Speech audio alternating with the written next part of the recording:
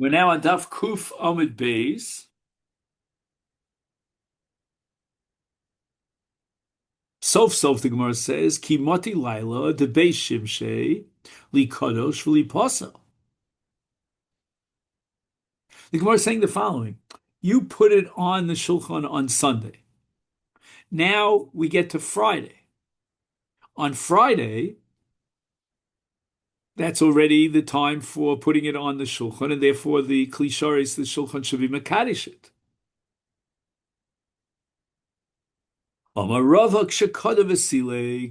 The case of the Mishnah is where the Kohen removed the lechem from the shulchan right before nightfall on Friday. And therefore there's no kiddush, because it's shalom bismana.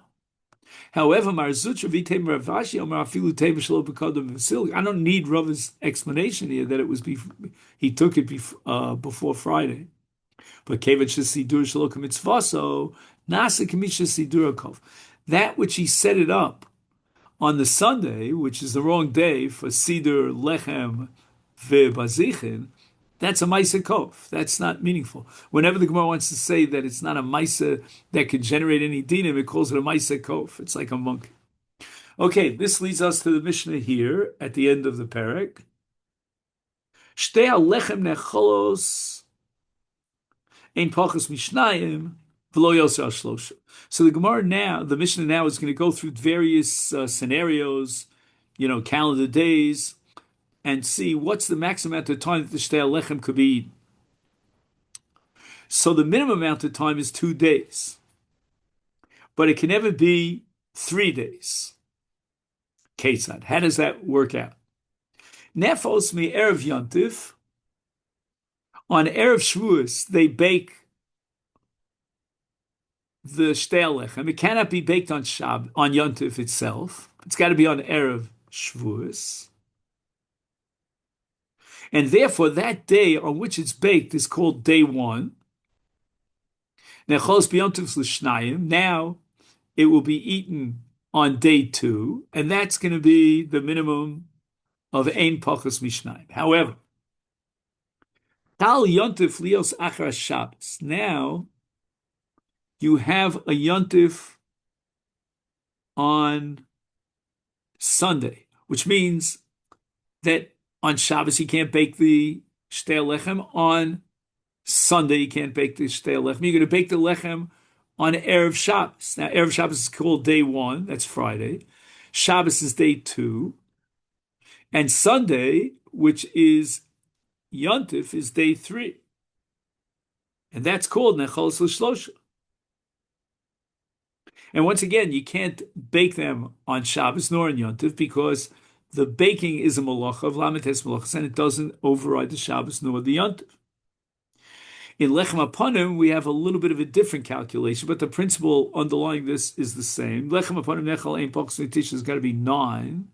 So that means that if you put the Lechem Aponim, if you bake the Lechem Aponim on Friday, it's going to be eaten 9 days later, meaning the Friday of Erev Shabbos is counted as day 1. Now you have another 8 days till you get to the following Shabbos. That's 9 days. Nefa b'Erev Shabbos, Necha b'Shabbos l'Tisha. Oh, now what happens if Chal Yontif Lios Erev Shabbos? Friday is Yontif, so therefore you cannot what? You cannot bake the we're talking about lechem aponim, right? We cannot bake the lechem aponim on Friday because Friday is Yontif and the baking doesn't override the Yontif. Is that nechal asar, right? So you'll bake it on Erev Yontif, which is 2 days before Shabbos, the baking, and therefore we've got 10 days.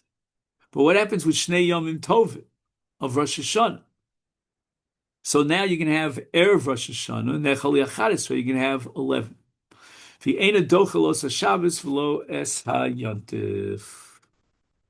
Now the Mishnah records the sheet of Rab Shimon ben Gamliel in the name of Rab Shimon ben Skan, Doches HaYontiv and Doches Yom HaTzon.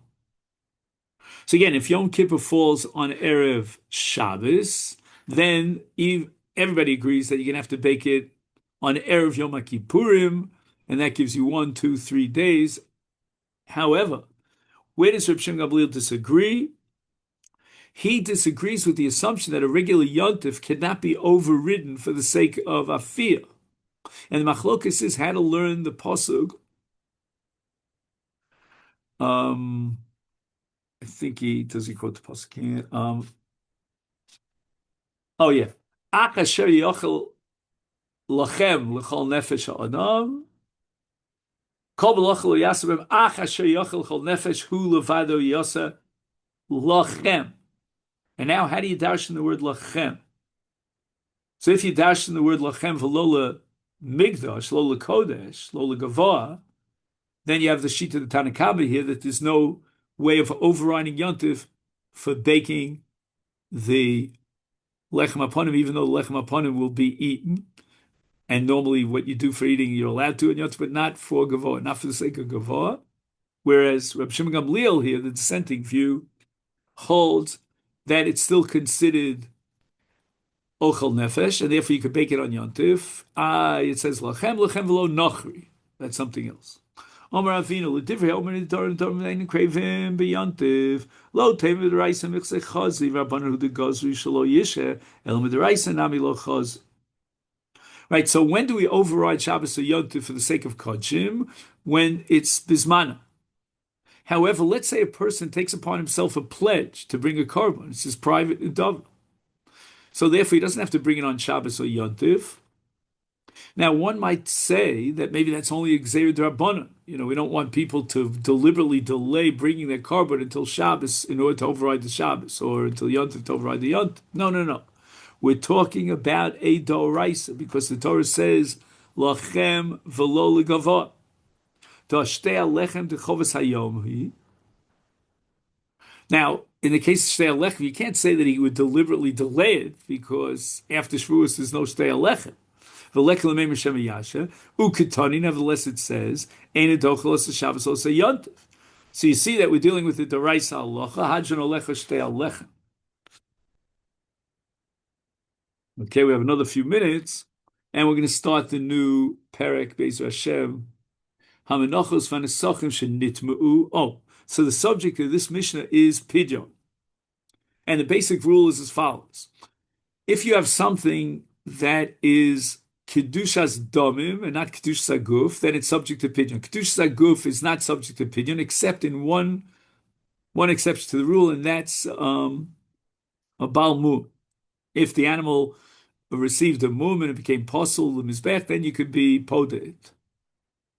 Hamenachos v'Nesachim shenitmu. So now at this point, what is the status of the Menachos and the Nesachim? Is it Kedushas Haguf or Kedushas Damim?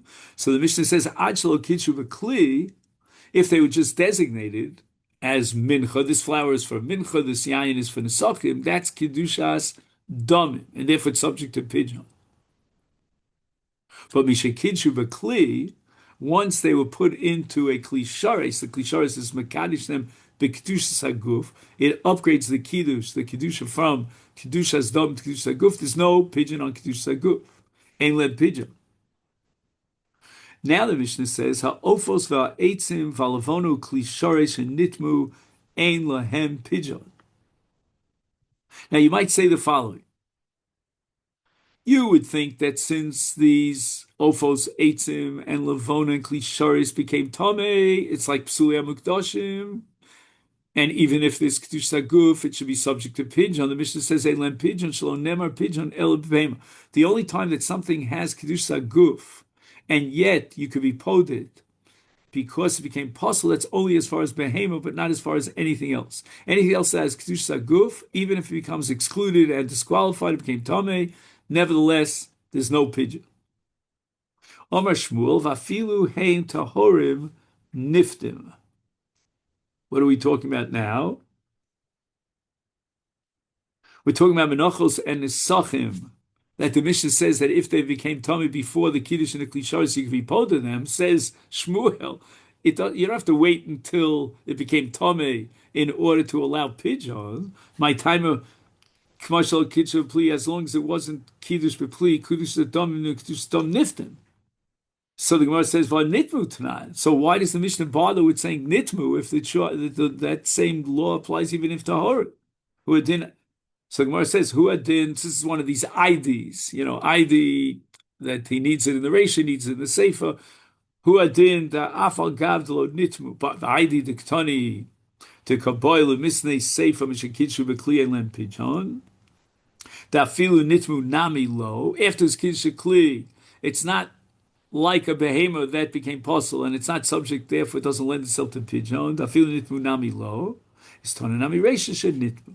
But the truth is, it doesn't matter whether nitmu lo nitmu, it's before kiddush kli, and therefore it's only kedushas adamim, and it's subject to pigeon. The Gemara says, "Mishakitshu v'kli elem pigeon pshita kedushas agufninu." Why does the Mishnah feel necessary to teach me that something that has kedushas aguf after it was put into a klishares, that it no longer lends itself to pigeon?